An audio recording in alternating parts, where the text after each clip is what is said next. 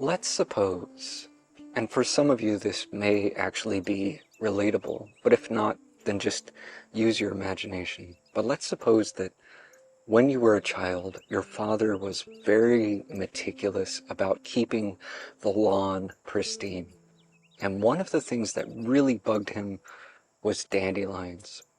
Whenever he'd find a dandelion growing in the lawn, he'd pluck it out or spray poison on it.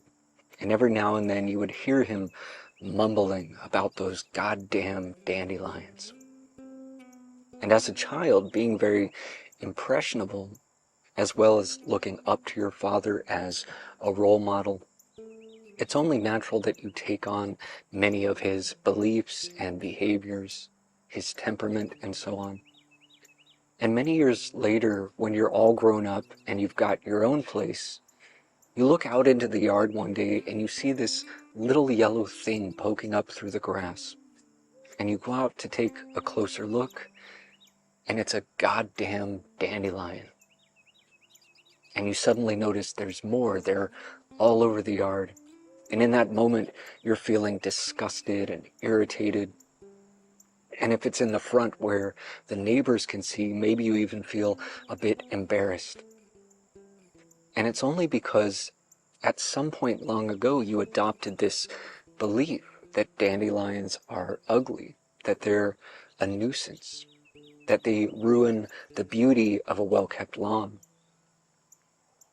And it's not the dandelions that are causing you to be upset, it's the belief. If you could drop that belief, if your perception wasn't filtered through that belief, you wouldn't feel upset. Imagine if you never had that belief to begin with. And in fact, imagine that you've never even seen or heard of a dandelion in all your life, and then one day you see one for the very first time. All you would see is this little yellow flower with its hundreds of tiny little petals reaching out in all directions. And the novelty of it, the fact that you're seeing something that you've never seen before, which means you have no preconceived notions about it, no beliefs or opinions. You would probably be fascinated by it. Maybe you would be down on your hands and knees examining it attentively, looking at all the detail, the shape, the color, the pattern, taking it all in. And you might think that it's one of the most beautiful things you've ever seen. And then you look over, and not realizing yet that it's the same plant, you see another dandelion that's gone to seed. And you see that sphere of seeds, like a soft, round, cottony cloud.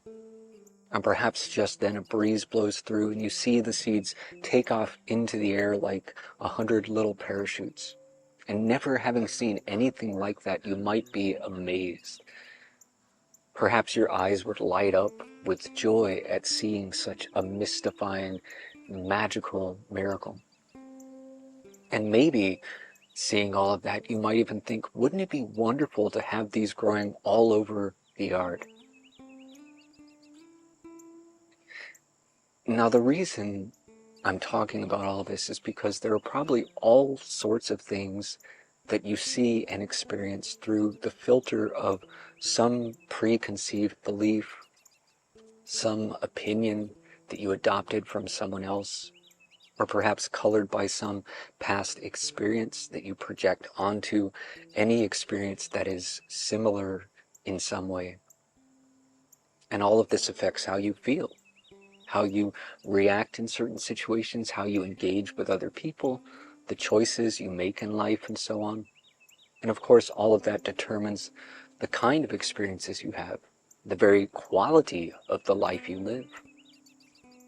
And you have to wonder, when it comes to the most unpleasant experiences, the most unpleasant thoughts and emotions, how much of that is rooted in some false belief? How many so-called problems in your life could easily be resolved, or in some cases avoided, simply by dropping some underlying belief or opinion? How many problems might not actually be problems at all? coming back to our initial example of dandelions growing in the yard, is that a problem? Or is it just a situation that you could just as easily appreciate? Or perhaps you might just feel neutral about it. You might not see them as a thing of beauty, but at the same time, maybe it doesn't bother you.